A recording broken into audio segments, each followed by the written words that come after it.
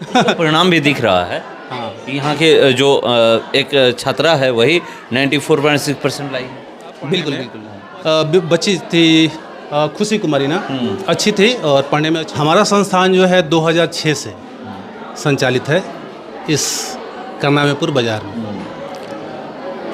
यहाँ उद्देश्य हमारा ये था कि बच्चों को बेहतर से बेहतर शिक्षा दी जाए। माता पिता से जितना लोग नहीं डरते थे उतना गुरु से डरते गुरु थे। से डरते थे। क्या अब डर है या फिर वो भी खत्म हो वो गया? ख़त्म हो गया है, वो अब डर नहीं है।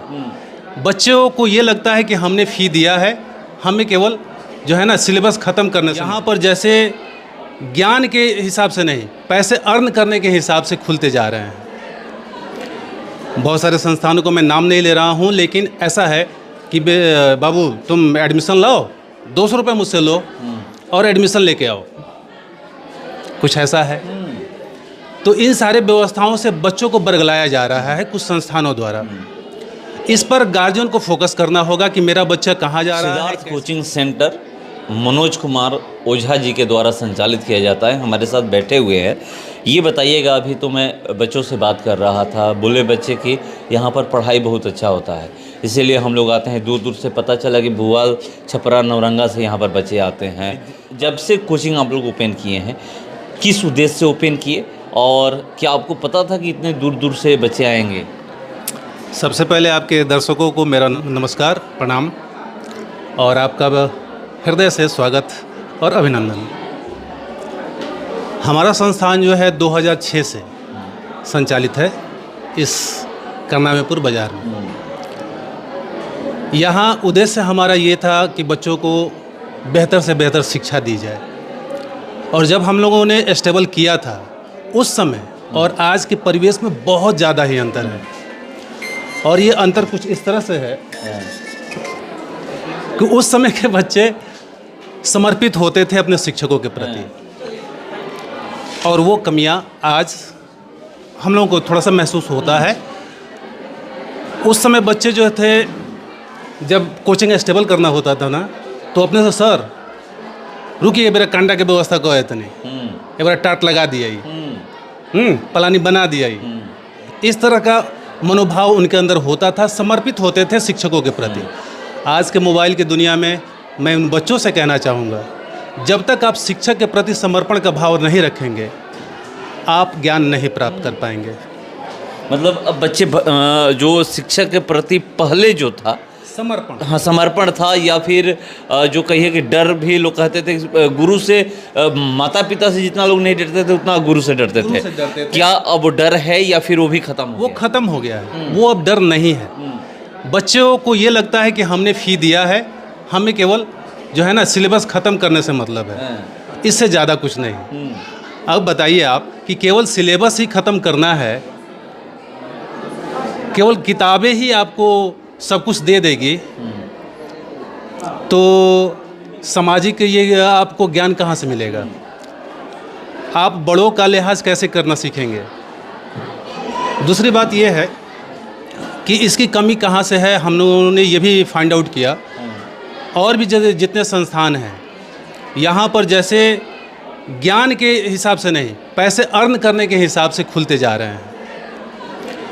बहुत सारे संस्थानों को मैं नाम नहीं ले रहा हूँ, लेकिन ऐसा है कि बाबू तुम एडमिशन लाओ, 200 रुपये मुझसे लो और एडमिशन लेके आओ, कुछ ऐसा है। तो इन सारे व्यवस्थाओं से बच्चों को बरगलाया जा रहा है कुछ संस्थानों द्वारा। इस पर गार्जियन को फोकस करना होगा कि मेरा बच्चा कहाँ जा रहा है, कैसे जा रहा है, किस हाल में जा रहा है, क्या उसे वो शिक्षा दी जा रही है जिसे उसे एक अच्छे नागरिक बनने की में सहायता देगा। ये ज़रूरी है। अगर मेरा बच्चा अच्छा नागरिक नहीं बनेगा, केवल किताबें ही रट्टा मारेगा, तो वो एक अच्छा नागरिक नहीं बनेगा। एक अच्छा नागरिक बनने के लिए ज़रूरी है कि वो कहते हैं ना कि हम सर्वांगीण विकास करेंगे। सर्वांगीण विकास में सामाजिक विकास भी आता है। समाज में रहकर हमें कैसे बोलना है, कैसे रहना है, कैसे बड़ों का आदर करना है, ये सारी बातें इंक्लूड होती है उसमें। इसका ध्यान रखना होगा गार्जियन को। गार्जियन पैसा दे रहा है तो उस पर उसको फोकस करना होगा कि हम जहाँ दे रहे हैं वहाँ के शिक्षक कैसे हैं। बहुत सारे संस्थानों में मैट्रिक इंटर के बच्चे पढ़ाते हैं। आप स्वयं घूमते हैं, आपको पता होगा। और ये हमें आपको बताने की आवश्यकता नहीं है, आप तो खुद जानते हैं, और नज़र उठाइएगा तो पता चल जाएगा। तो यही सारी बातें हैं कि ये ध्यान रखना होगा गार्जियन को कि हम जहाँ भी बच्चे को भेज रहे हैं वहाँ के शिक्षक अनुभवी हों, उनके पास एक टैलेंट हो। हमारी संस्थाओं का अगर आंकड़ा आप ढूंढिएगा, बैकग्राउंड ढूंढिएगा, तो हर साल, ये आज नया नहीं है कि हमारे यहाँ 400 पार बच्चे आए हैं। कोई हर संस्थान जो है एक बच्चा आ गया तो बाँह पुजवाने का काम करते हैं, हम ऐसा कुछ नहीं करते हैं। हाँ, आप आए आज पहली बार हमारे संस्थान में, आपका बहुत ही हृदय से अच्छा लगा। क्या कहें अब इस पे? नहीं, एक सवाल मेरा है, आखिरी सवाल है। एक सवाल ये है कि कैसे आप लोग यहाँ पर पढ़ाते हैं, और जो संस्कार की आप बात कर रहे हैं कि संस्कार भी ज़रूरी है, किसी भी कोचिंग में कोई भी जाए या किसी भी संस्था में पढ़े, सरकारी संस्था में पढ़े, प्राइवेट में पढ़े, तो ये बहुत ज़रूरी है। तो ये कैसे होगा, और यहाँ पर जो बच्चे दूर दूर से आते हैं उसको आप लोग कैसे पढ़ाते हैं? कैरियर के बारे में क्या कुछ बताते हैं कि नहीं, आगे चल करके इस फील्ड में आपका कैरियर बन सकता है? ये आपने सही सवाल पूछा। देखिए, संस्कार पर अगर बात करें तो संस्कार तो सर्वप्रथम हम और आप सभी जानते हैं कि ये घर से प्रारंभ होता है, माता पिता द्वारा ही दिया जाता है।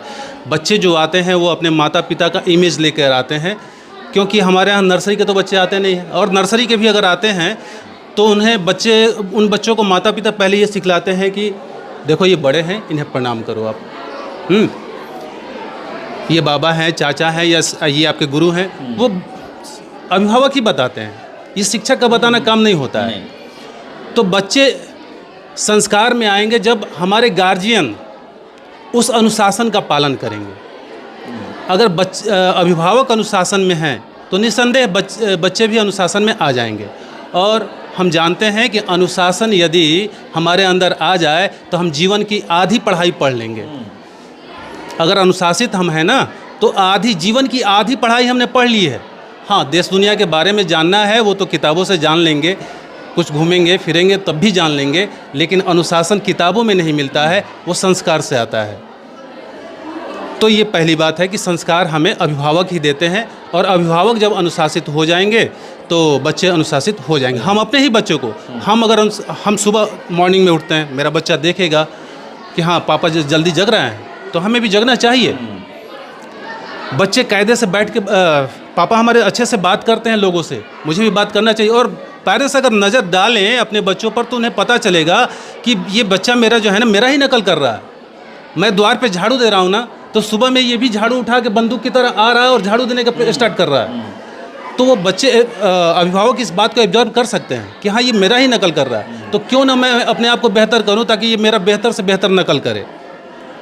ठीक उसी तरह शिक्षक भी यहाँ जब पढ़ाते हैं तो उनका भी यही उद्देश्य होता है कि मैं कुछ ऐसा परफॉर्मेंस दूं ताकि बच्चे मेरा अनुकरण करें और वो बेहतर नागरिक बने।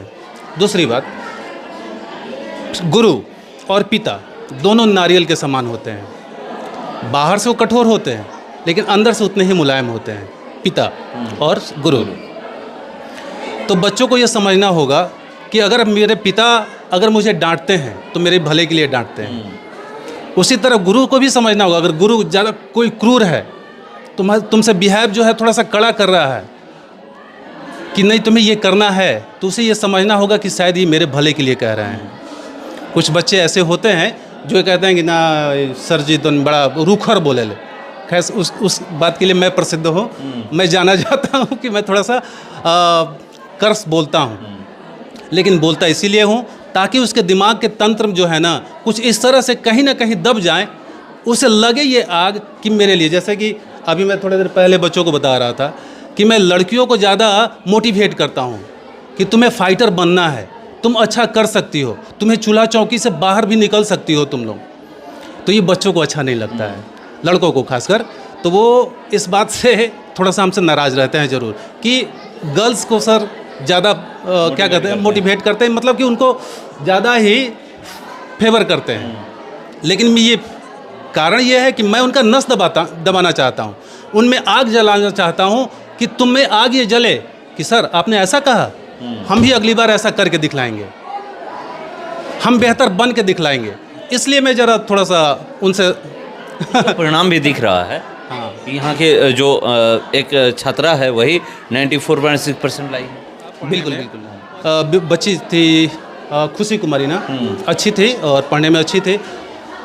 और हम लोग के यहाँ जैसे सर जो भी शिक्षक हैं वो हमारे प्रदीप सर हैं, इंग्लिश के शिक्षक हैं और लैंग्वेज के टीचर हैं, इंग्लिश हिंदी और संस्कृत सारा वो देखते हैं। तो बच्चों के साथ हमारा कनेक्ट इस तरह से होता है, जैसा कि अभी थोड़ा देर पहले आपने पूछा कैसे आप लोग पढ़ाते हैं, उस पर अगर बात करें हम लोग तो हमारा काम होता है जैसे मैथ की बातें हैं तो मैथ बोर्ड पर लिख कर केवल छापने के लिए नहीं दिया जाता कि आप इसे छापो। आपसे ये बच्चों से उगलवाया जाएगा कि आप ये क्वेश्चन पढ़ो और ये बताओ आप कि इसमें क्या दिया हुआ है और क्या निकालना है। अर्थात बच्चों से खुद ही मेहनत करने के लिए प्रेरित किया जाता है। हमारे यहाँ छापने का काम नहीं होता है। हम ना नोट्स बांटकर उन बच्चों को पंगु बनाना चाहते हैं कि आप नोट्स ले लो और अपना काम कर लो। हम लौका और कोहड़ा का पेड़ नहीं बनाना चाहते कि जिसे एक सहारे पे पकड़ा के उसे चढ़ा दिया जाए। हम चाहते हैं कि आप स्वावलंबी बनो, अपने से मेहनत करो, हम तुम्हें रास्ता दिखाएंगे।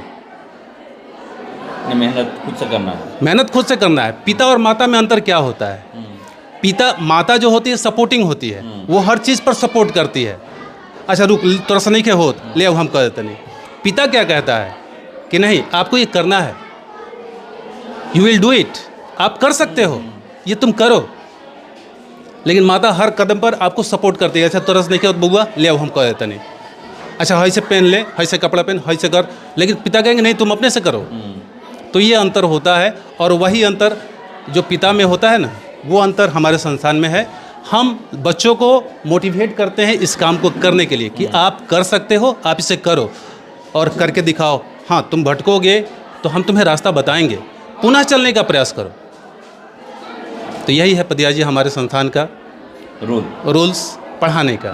मैं मोहार गांव से संबंध रखता हूं। मैं इस संस्थान सिद्धार्थ कोचिंग सेंटर में लगभग 2021 से जुड़ा हूं और मेरी जो यहाँ के अनुभव रहा काफ़ी सराहनीय रहा। मैंने काफ़ी अच्छा अनुभव किया है। कौन सा सब्जेक्ट पढ़ाते हैं? हाँ, कौन सा सब्जेक्ट पढ़ाते हैं? मैं यहाँ पर जो है इंग्लिश और हिंदी दोनों सब्जेक्ट को देखता हूँ और मेरा जो अनुभव रहा यहाँ से बच्चों से सब मिल करके काफ़ी अच्छा लगा। अच्छा इंग्लिश हिंदी आप पढ़ाते हैं? जी बिल्कुल। लैंग्वेज है और लोग कहते हैं कि जो भाषा वाला सब्जेक्ट है उसमें नंबर बहुत कम होता है। नहीं ऐसा पढ़ाते हैं कि नंबर उसमें संस्कृत की छोड़ करके लोग कहते हैं कि हिंदी इंग्लिश में नंबर कम होता है। नहीं ऐसा नहीं है। इस बार के बच्चे देख सकते हैं आप 96, 95, 94 तक पहुँचे हैं। ये कैसे आया है? जहाँ तक मैंने देखा है कि मैंने अभी तक जो है मतलब तो हम तो 9 तक का ग्रामर पढ़ा देते हैं अच्छे से, बिल्कुल अच्छे तरीके, ताकि उसको 10 में पढ़ने की जरूरत ज़्यादा ना पड़े।